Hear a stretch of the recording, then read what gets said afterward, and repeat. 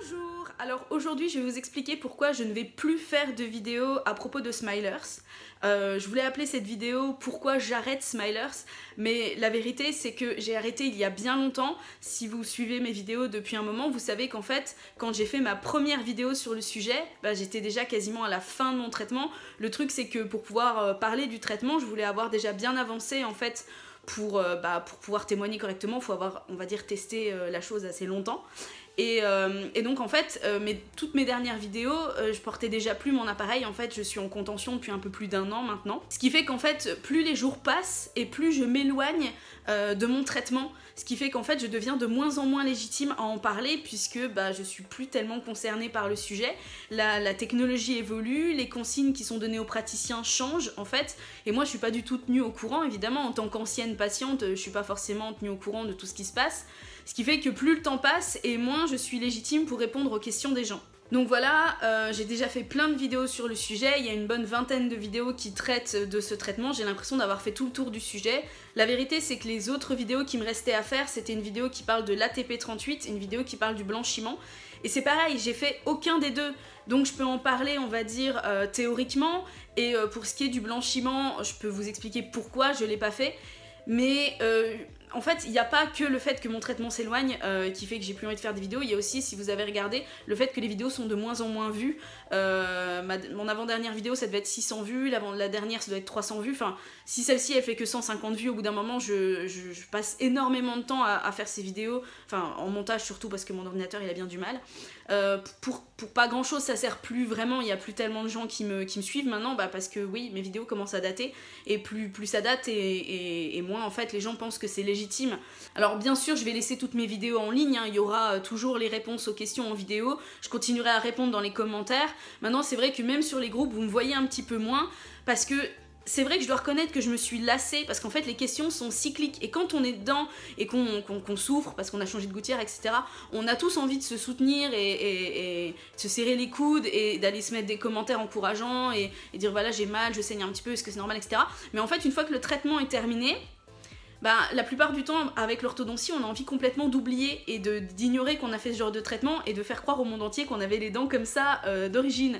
Et on n'a pas forcément envie de continuer à en parler et de dire au monde entier « oui, j'ai porté un appareil ». Donc au bout d'un moment, en fait, on se lasse, d'autant plus que les questions reviennent tout le temps, c'est toujours la même chose, parce qu'il y en a un qui va dire qu'il a un problème ou une question, les gens vont y répondre, tous ceux qui ont le même problème ou la même question vont tomber sur ce post, donc du coup ne vont pas reposer la question, mais au bout d'un moment, le post va être noyé par d'autres posts, et la question va revenir par quelqu'un d'autre qui n'aura pas vu l'ancien post, et en fait, on passerait notre temps à répondre toujours aux mêmes questions, et j'avoue que ça me lasse un petit peu.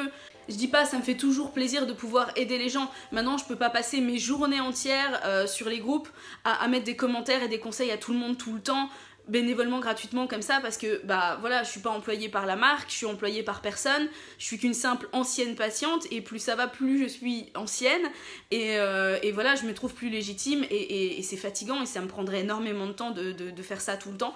C'est pour ça que j'ai un petit peu ralenti, et je pense que Smilers, j'ai un peu terminé, en fait, j'ai un peu fait le tour des choses, en fait. Concernant la visite que je devais faire dans l'entreprise Smilers, je vais quand même vous expliquer pourquoi ça ne s'est pas fait. Je dis pas que ça se fera pas, mais en tout cas pour l'instant c'est plutôt mal parti. Donc ce qu'il y a, c'est que l'entreprise voulait inviter 2 personnes, donc moi et une autre personne, et nous ont demandé nos disponibilités. Donc au départ j'ai répondu, mais j'avoue assez vaguement parce que c'est assez difficile de donner ses disponibilités sur le mois ou les 2 mois à venir, ou enfin on sait jamais trop. Et l'autre personne n'a pas répondu parce que pour elle c'est encore plus compliqué de répondre, et en fait l'entreprise du coup savait pas du tout quoi faire. Si on donne pas de disponibilité ne serait-ce que vaguement, ils savent pas vraiment quoi faire, c'est un peu compliqué. Donc moi j'ai répondu que comme je ne travaillais pas actuellement, j'étais en gros disponible tout le temps, mais après j'ai quand même une vie de famille, j'ai quand même mes enfants, l'école, etc., des rendez-vous.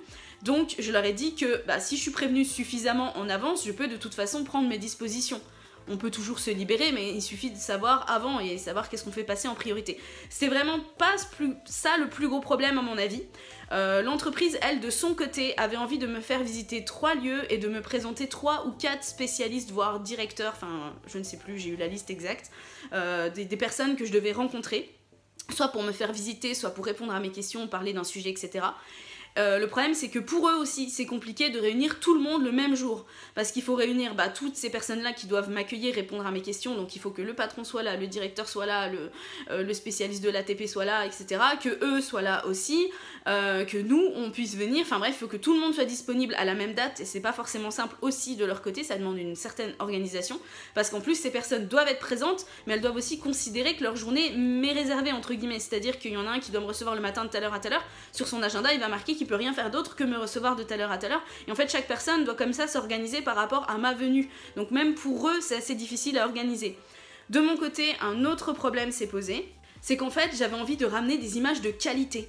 Parce qu'il faut savoir que si on visite des entreprises, des usines, la luminosité elle change. Quand on entre, on peut être dans un couloir un peu sombre, on peut arriver dans une pièce avec éclairée au néon par exemple, qui va être trop lumineuse, il peut y avoir des machines qui font du bruit, des gens qui parlent ou je sais pas.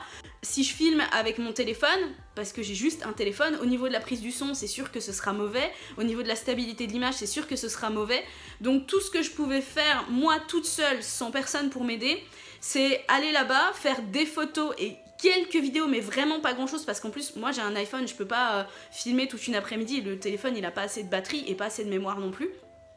Donc je pouvais ramener quelques extraits vidéo et quelques photos et en fait vous faire comme je fais actuellement, c'est-à-dire m'asseoir sur mon canapé, vous raconter comment ça s'est passé et vous mettre 2-3 photos de la journée quoi. Et c'est pas ce que je voulais faire un vrai reportage, je voulais vraiment vous emmener avec moi, vous faire visiter l'entreprise avec moi et que vous n'ayez pas besoin de vous déplacer parce que vous avez déjà tout vu en vidéo grâce à moi et que vous ayez eu toutes les explications et la vulgarisation qui va avec. C'est vraiment ça que j'avais envie de faire. Alors du coup on se rend pas compte du travail que c'est parce que la personne qui filme doit être professionnelle. Autant moi c'est pas grave si je suis pas professionnelle et que j'arrive là-dedans comme une présentatrice entre guillemets qui pose toutes des questions n'importe comment etc. et qui bafouille, c'est pas grave.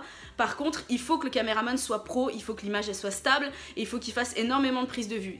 Je vous explique, si j'arrive dans une salle avec des machines en train de travailler et une personne qui m'explique comment fonctionnent ces machines, il faut filmer deux choses. Il faut filmer toutes les machines en train de fonctionner, faire plusieurs prises de vue, des zooms, etc. Et il faut aussi filmer moi et la personne en train de discuter et prendre surtout le son de notre conversation. Ce qui fait qu'on va pouvoir avoir des images de nous deux en train de discuter, moi en train de poser des questions, et on va pouvoir avoir des images des machines parce que quand la personne parle, donne une explication, il faut avoir l'image qui va avec tout en ayant le son de la personne qui parle. Enfin, bref, au niveau du montage, ça représente du travail en fait. Il faut plusieurs prises de vue différentes et c'est comme ça dans chaque salle et avec chaque personne que je vais rencontrer, il faudra des prises de vue du lieu, des objets et des personnes en train de parler. Et ensuite, il faudra mixer tout ça tout en gardant le son de notre conversation ou en mettant une petite musique s'il n'y a rien, s'il n'y a pas de son, etc. Donc au niveau de la prise de vue, si je passe une journée entière à visiter 3 lieux différents, ça représente des heures d'enregistrement, donc il faut plusieurs cartes mémoire, il faut plusieurs batteries. Et après, ça représente, j'ose même plus dire des heures de montage, parce que là c'est des jours de montage, parce qu'il faut le dérochage, c'est-à-dire qu'il faut choisir les meilleures images, virer les images où c'était pas bon, la lumière était pas bonne, etc. Il faut séparer le son des images pour pouvoir ensuite garder les extraits qu'on veut, les mettre où on veut, etc. Et au niveau du montage, c'est après, pour faire la vidéo en elle-même, c'est tenté qu'on puisse faire qu'une seule vidéo, parce qu'à mon avis j'en aurais sorti 3, parce que ça aurait fait une vidéo d'1h30 sinon. C'est vraiment des heures et des heures et des heures de boulot. Moi, quand je fais une petite vidéo sur mon canapé comme ça, il n'y a pas de montage à part couper les moments où j'ai bafouillé. Et ben pourtant, en général, pour une vidéo de 10 minutes, un quart d'heure, je me filme en 1 heure à peu près. J'ai à peu près 1 heure de vidéo à traiter et j'en ai pour au moins 2 heures, vraiment minimum, de montage. Il m'arrive de passer plus de 4 heures sur le montage pour une petite vidéo qui va durer un quart d'heure et qui a rien de spécial. Donc imaginez une vidéo comme ça, c'est vraiment des heures et des heures de montage. Donc quand j'ai expliqué ça aux personnes de chez Smilers, ils m'ont proposé l'aide de leur directeur de la photographie qui aurait pu éventuellement me filmer avec un appareil photo. Sauf que c'est pas ce que je voulais vraiment un caméraman. Directeur de la photographie et caméraman, c'est quand même 2 métiers bien différents. Et donc moi j'ai un caméraman dans mes amis. Le problème c'est que c'est son métier, il en vit. Et ce genre de projet comme ça où on part juste une journée mais on filme quasiment non-stop toute la journée et où on passe après une semaine à faire du montage, etc.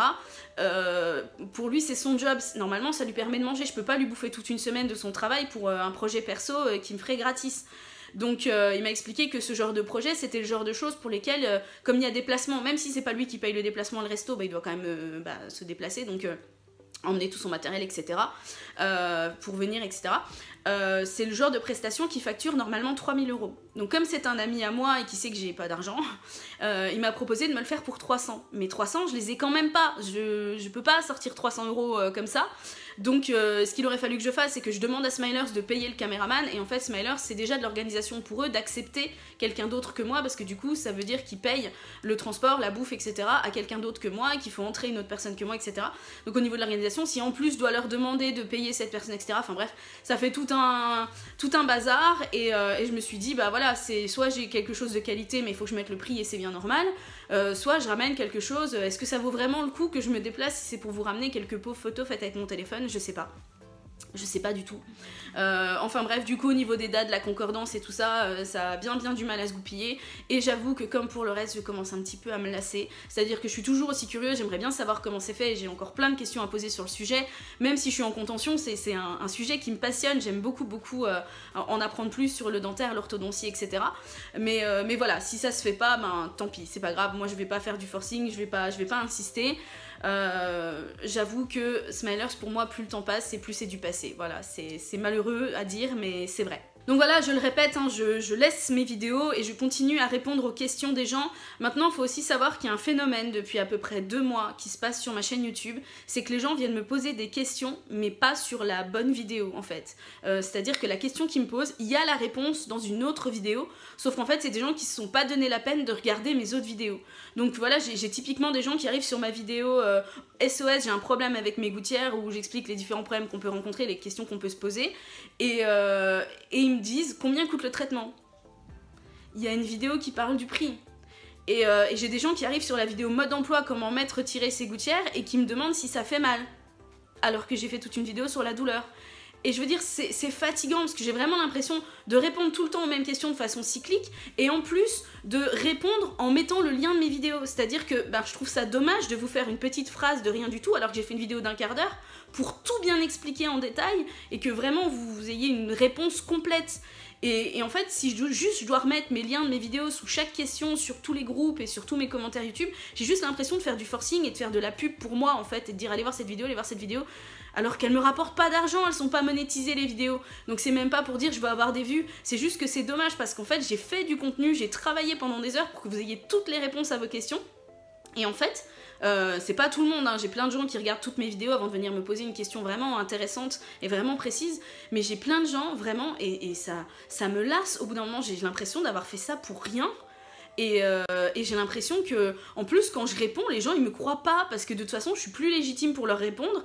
Ils préfèrent aller poser la question à des gens qui portent encore l'appareil actuellement ou à leur orthodontiste. Et au bout d'un moment, je me dis à quoi bon continuer parce que voilà, je suis plus légitime. Donc voilà, c'est un petit peu triste à dire, mais plus le temps passe et moins je suis utile en fait. Donc je pense que c'est pas la peine que je m'acharne. Donc à moins que vous ayez vraiment beaucoup de questions sur un sujet précis ou que vous voulez vraiment une vidéo sur un sujet, je pense que le sujet Smilers est derrière moi et qu'il n'y aura plus de vidéos à ce sujet-là à l'avenir. En tout cas, c'est pas prévu. Voilà, ma foi, j'ai rien de plus à dire. Je reste présente dans les commentaires et sur les groupes, même si vous me voyez pas, je continue à regarder. Hein. Voilà, je vous embrasse fort. Ma foi, je vous souhaite à tous, tous ceux qui sont encore en cours de traitement, je vous souhaite à tous un très bon traitement et surtout un très beau sourire. Et bonne continuation à vous.